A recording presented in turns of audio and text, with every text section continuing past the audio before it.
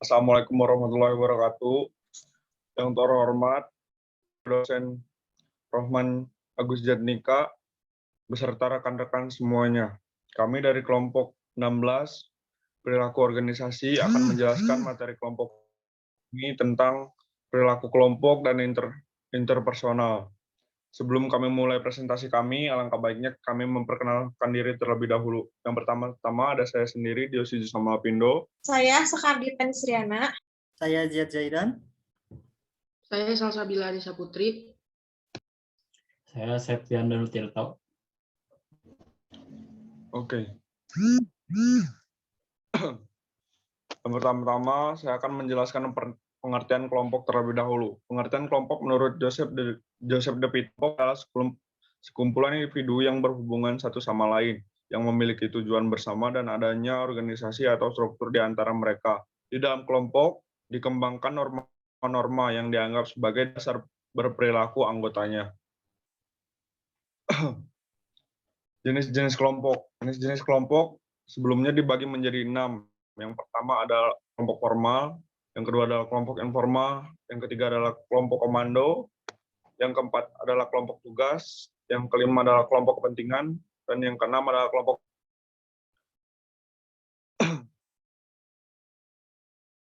Nah, di sini saya akan menjelaskan yang pertama adalah kelompok formal. Kelompok formal adalah kelompok kerja, bukan yang didefinisikan oleh struktur organisasi dengan penugasan kerja yang sudah ditentukan. Perilaku-perilaku yang harus ditunjukkan di dalam kelompok ini ditentukan dan diarahkan ke sasaran organisasi.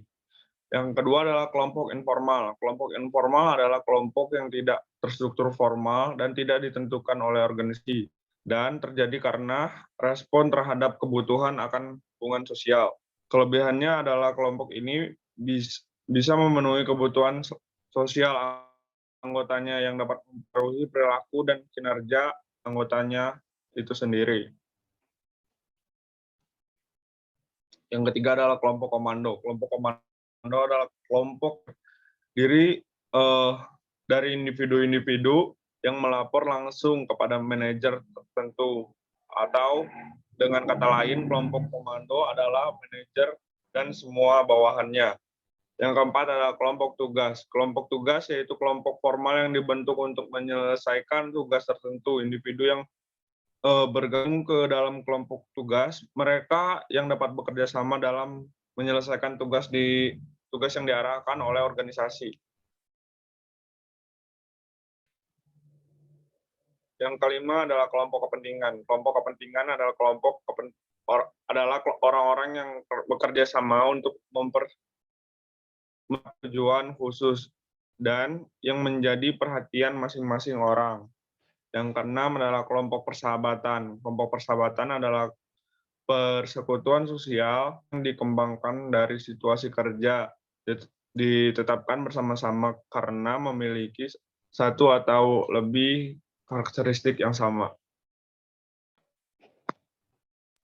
Selanjutnya, teori-teori pembentukan kelompok dibagi menjadi 4. Yang pertama, teori kedekatan atau proximity. Yang kedua, teori interaksi, George Homan. Yang ketiga, teori keseimbangan dari Theodor Newcomb. Yang keempat, teori pertukaran. Penjelasannya, yang pertama, teori kedekatan. Teori kedekatan menjelaskan tentang adanya aliansi di antara orang-orang tertentu. Seseorang berhubungan dengan orang lain disebabkan oleh adanya kedekatan ruang dan daerahnya. Yang kedua, teori interaksi dari George Homan. Teori interaksi berdasarkan pada aktivitas interaksi dan sentimen atau perasaan atau emosi yang berhubungan secara langsung. Selanjutnya, teori keseimbangan dari Theodor Newcomb. Teori keseimbangan menyatakan bahwa seseorang tertarik kepada yang lain adalah didasarkan kesamaan sikap seperti agama, politik, gaya hidup, perkawinan, pekerjaan, dan otoritas di dalam menanggapi suatu tujuan. Yang keempat, teori pertukaran. Teorinya ada kesamaan fungsinya dengan teori motivasi di dalam bekerja. Teori kedekatan, interaksi, keseimbangan, semuanya memainkan peranan di dalam teori ini. Secara praktis, pembentukan kelompok bisa saja terjadi dengan alasan ekonomi, keamanan, atau alasan sosial.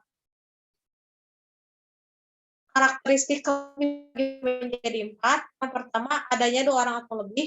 Yang kedua, berinteraksi dengan yang lain. Yang ketiga, saling berbagi beberapa tujuan yang sama. Yang keempat, melihat dirinya dalam suatu alasan bergabung ke dalam kelompok dibagi menjadi 6 poin. Yang pertama, faktor keamanan. Yang kedua, faktor status. Yang ketiga, faktor harga diri. Yang keempat, faktor afiliasi. Yang kelima, faktor kekuasaan. Dan yang keenam, faktor pencapaian sasaran. Yang pertama, faktor keamanan. Individu yang ada dalam kelompok bisa mengurangi rasa tidak aman karena sendirian. Rasa lebih kuat, lebih percaya diri, dan lebih tahan terhadap ancaman. Yang kedua, faktor status. Bergabung dalam kelompok yang dipandang penting memberikan pengakuan dan status sebagai para anggotanya. Yang ketiga, faktor harga diri. Memiliki harga diri karena menjadi bagian kelompok dan kejelasan status bagi kelompok lain. Yang keempat, faktor afiliasi. Kelompok bisa memenuhi kebutuhan sosial anggotanya. Yang kelima, faktor kekuasaan.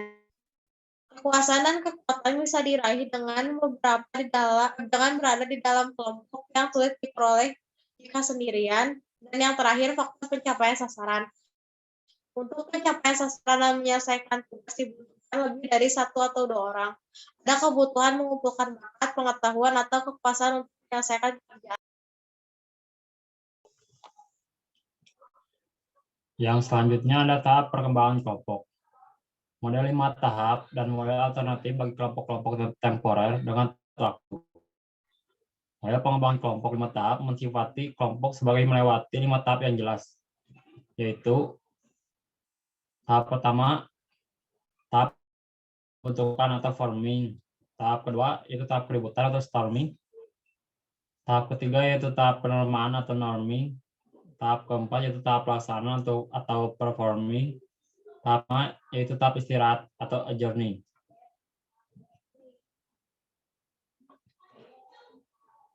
Tahap pertama, tahap pembentukan. Tahap ini dicirikan oleh banyak ketidakpastian mengenai maksud, struktur, dan kepemimpinan kelompok. Para anggota melakukan uji coba untuk menemukan tipe-tipe perilaku apa yang dapat diterima baik. Tahap ini selesai ketika para anggota telah memulai berpikir tentang diri mereka sendiri sebagai bagian dari kelompok. Tahap kedua, tahap keributan. Tahap keributan adalah tahap konflik dalam kelompok. Para anggota menerima baik eksistensi kelompok, perilaku kelompok, dan interpersonal perilaku keorganisasian, melawan batasan-batasan yang diterapkan oleh kelompok-kelompok individualitas.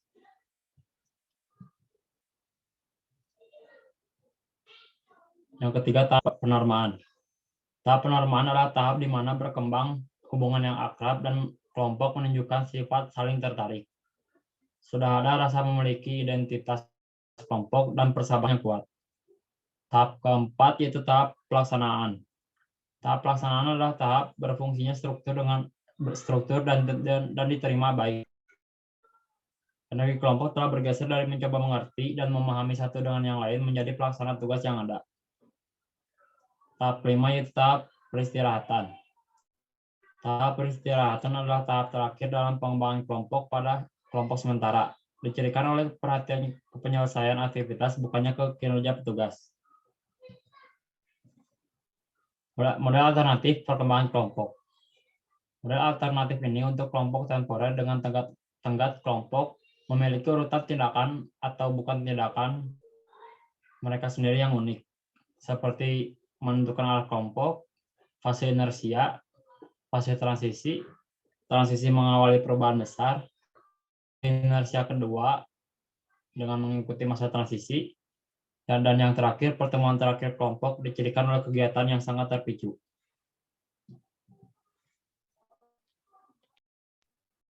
Perilaku kelompok.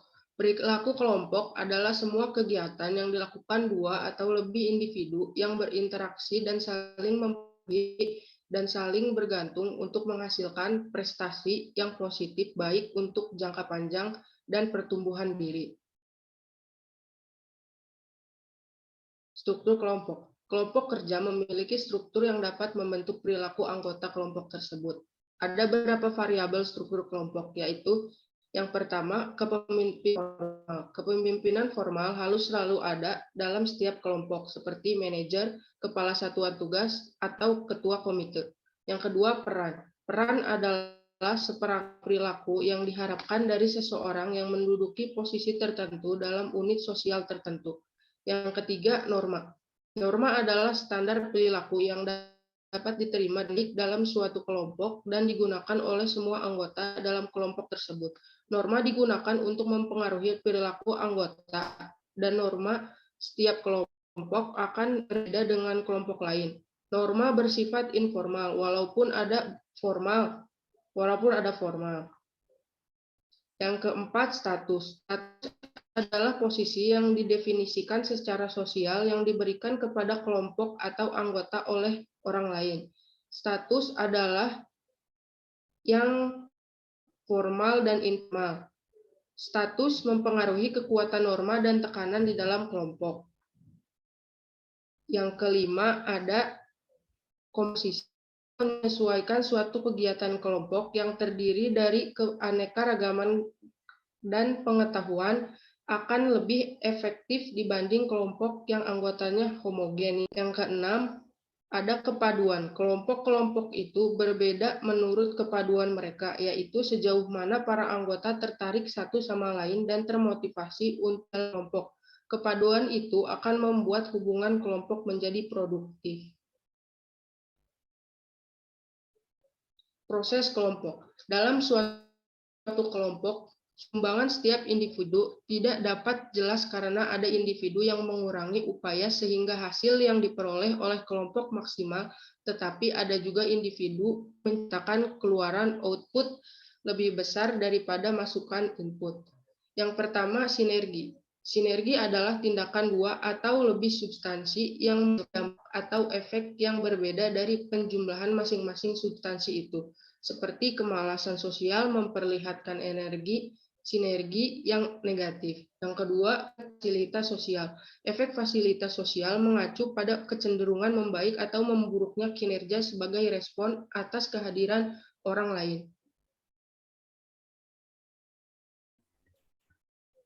Pengertian interpersonal. Komunikasi interpersonal adalah proses pertukaran informasi di antara seseorang dengan paling seorang lainnya, atau biasanya di antara dua orang yang dapat langsung diketahui balikannya.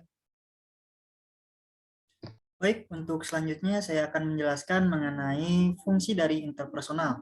Fungsi dari interpersonal ini ada 3 ya. Yang pertama, untuk mendapatkan respon atau umpan balik. Yang kedua, untuk melakukan antisipasi setelah mengevaluasi respon atau umpan balik. Dan yang terakhir, yang ketiga, untuk melakukan kontrol terhadap lingkungan sosial, yaitu kita dapat melakukan modifikasi perilaku orang lain dengan cara persuasi. Baik, untuk selanjutnya ada ciri-ciri interpersonal. Ciri-ciri ini ada 3 ya. Yang pertama, pihak-pihak yang berkomunikasi mengirim dan menerima pesan secara spontan, baik secara verbal maupun non-verbal. Yang kedua, keberhasilan komunikasi menjadi tanggung jawab para peserta komunikasi. Dan yang terakhir, kedekatan hubungan pihak-pihak komunikasi akan tercermin pada jenis-jenis pesan atau respon non-verbal mereka, seperti sentuhan, tatapan mata yang ekspresif, dan jarak fisik yang dekat. Untuk selanjutnya, ada tujuan komunikasi interpersonal. Komunikasi interpersonal ini mempunyai tujuan menurut Muhammad, yaitu yang pertama ada menemukan diri sendiri, yang kedua menemukan dunia luar, yang ketiga membentuk dan menjaga hubungan yang penuh arti, yang keempat berubah sikap dan tingkah laku, dan yang kelima untuk bermain dan kesenangan. Selanjutnya ada materi mengenai efektivitas komunikasi interpersonal. Efektivitas komunikasi interpersonal ini dimulai dengan 5 kualitas umum yang dipertimbangkan, yaitu keterbukaan atau openness, yang kedua empati atau empathy, yang ketiga sikap mendukung atau supportive, yang keempat ada sikap positif yaitu positif, dan kesetaraan equality menurut De Vito pada tahun 1997. Baik, selanjutnya saya kembalikan lagi kepada moderator. Terima kasih. Oke, sekian presentasi dari kelompok kami tentang materi yang telah kami buat. Jika ada pertanyaan yang ditanyakan, kalian bisa bertanya di komen, nanti anggota kelompok kami akan menjawabnya. Maaf apabila masih banyak kesalahan. Wabillahi taufiq, wassalamualaikum warahmatullahi wabarakatuh.